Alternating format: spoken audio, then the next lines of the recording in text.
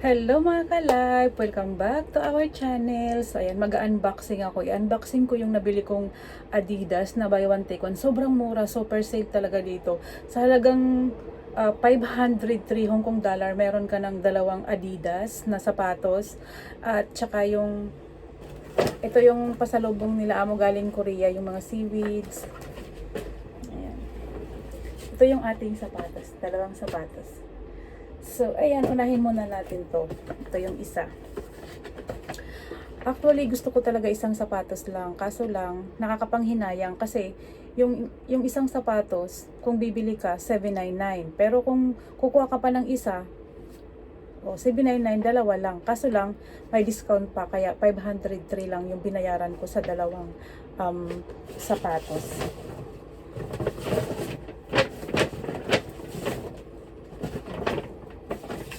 Sobrang mura talaga. Kaya yung mga taga dito sa Hong Kong, ayun, punta kayo doon sa Hengpa, sa papuntang Chaiwan, before bago mag last station ng Chaiwan, yung Hengpa, doon, punta kayo doon. Sobrang mura talaga.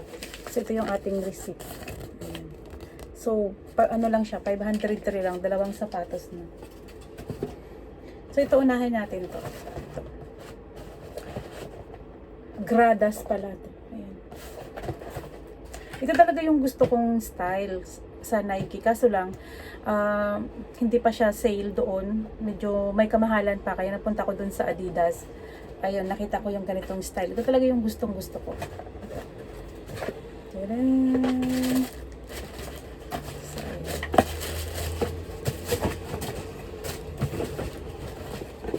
yung ganito.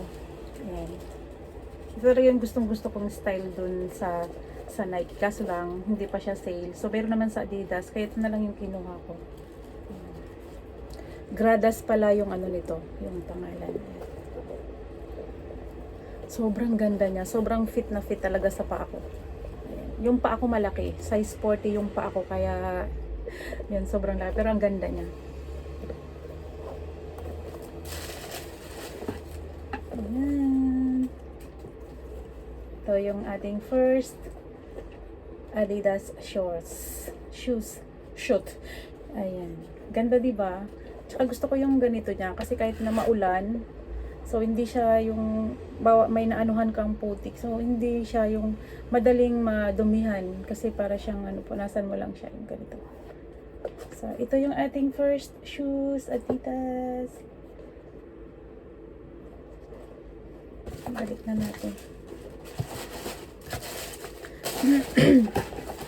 Gusto ko lang talaga sana isa lang na sapatos kasi isa lang naman talaga yung susuot. Kasi lang nanginayang ako sa price.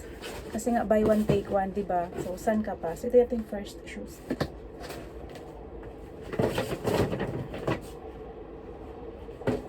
Ito naman yung second shoes.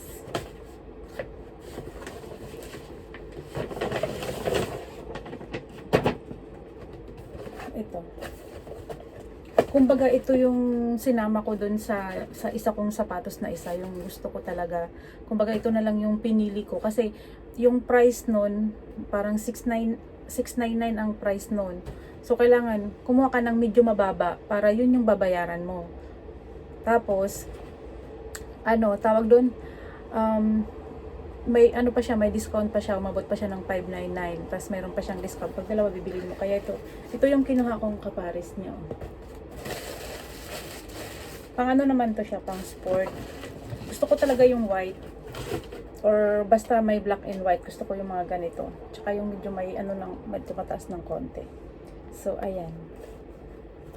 Ito yung ating second shoes, Adidas. Sobrang fit lang talaga nito sa akin. Kasi actually yung paa ko is size 39, pero yung kinukuha ko talaga size 40 para mo yun, yung para comfortable ka, yung hindi ka yung nasisikipan o mga ganun. So ito talaga yung kinuha ko, size 40. Size 40 na talaga yung paa ko. 39 pwede, pero sa rubber shoes gusto ko talaga 40. So ito yung ating second shoes. Ayan, 'di ba? Sa dalawang piraso lang may $503 lang.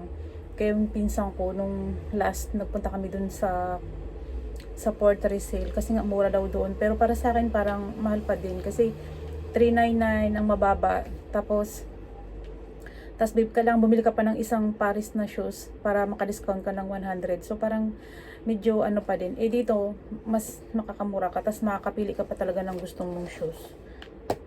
Kasi buy one take one. Diba? So ang ganda. Ang ganda talaga. Ito talaga yung mga gusto ko, mga sapatos. Mga ganito white na may black. Mga ganito mga style. So ito yung ating mga second na mga sapatos. Ito yung second sapatos natin. Yan. So balik na natin. Matagal-tagal to kasi alam niyo yun yung hindi naman talaga ako maano sa mga sapatos. Ang hilig ko talaga is bag tsaka relo, yung mga gusto ko. Sa sapatos parang alam mo yun, parang ginagrab ko lang pag sale, diba? So Adidas. So, ito ay ano palang pangalan nito? Ito pala siya, oh. Durumo Slim Adidas.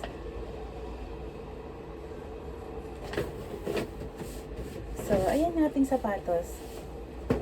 At ayan, next naman natin yung pasalubong nila. Ito yung galing ng Korea.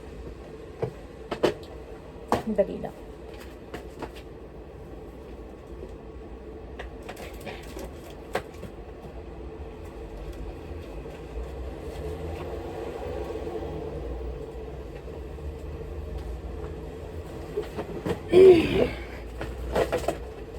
So ito, para nung ano pa sila nagpunta ng Korea nung August. Nung August sila napunta ng Korea.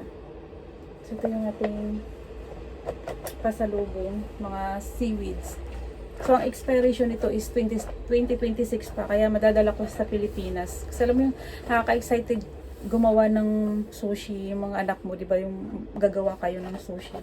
So ito, unboxing natin ito. Ito pala yung earrings, accessories, ayan. May ano pa nga siya may price pa. Ayan o. Kano ba to? 2,900 won. Ayan. Ito naman, yung aking alaga, ayan, talagang may pasalubong talaga sa akin. Alam niya kasi mahilig ako sa mga earrings. Kaya yan, siya daw yung pumili nito. Ganda, di ba? So, ayan. Ito yung ating unang pasalubong. Ito yung pasalubong ng alaga ko. Tsaka yung ito, yung mga amo ko. Ayan. Alam mo, na-excite talaga ako magano nito. Gumawa ng sushi rice roll. So, ito yung ating seaweeds from bamboo salt. Ayan, bamboo salt. Malapad to, kaya pwede kang gumawa ng sushi roll. Bahala ka kung anong gusto mong gawin. So, ayan, product of Korea. Ayan. Tapos, yung pangalawa naman, ayan, kimchi. My favorite. Ayan, kimchi powder. Mayroon siyang kimchi. So, ayan. Made in Korea pa din.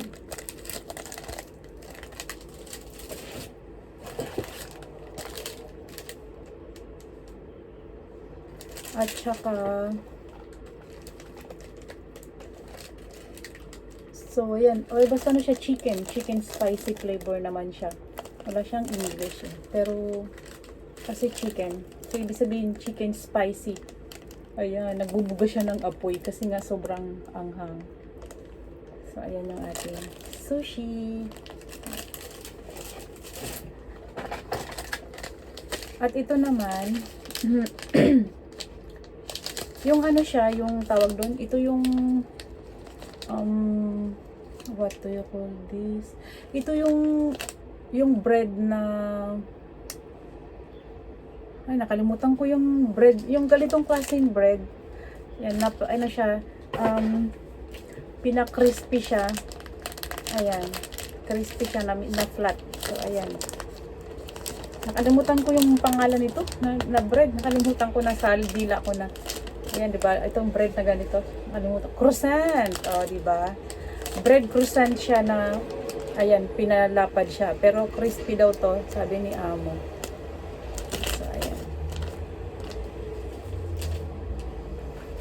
At ito naman yung, ito number 1 daw to sa Korea. Tsaka sa Korea mo lang to mabibili. Wala nito sa ibang country. Sa Korea mo lang to mabibili. Ano siya? Chocolate seaweed snack. So, ayan. So, di ba mukha siyang masarap? Masarap talaga. Basta galing ng Korea. Basta Korea product, masarap talaga. So, ayan. Chocolate seaweed. So, ayan. Sa wakas, makakatikim din yung mga anak ko ng galing ng Korea. Ayan, talagang galing talaga siya ng galing talaga siya ng Korea, di ba?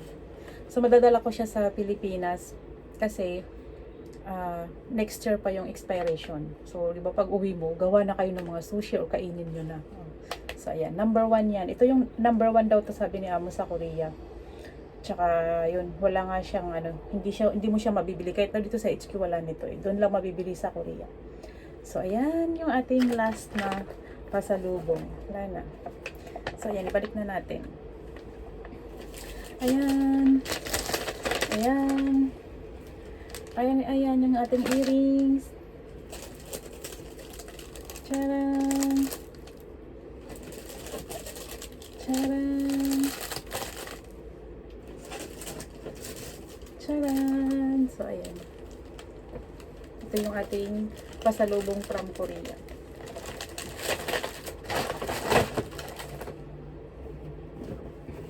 Ayong ating. So, ayan. Tapos na ako mag-unboxing. Thank you so much for watching. Please like and subscribe. Bye!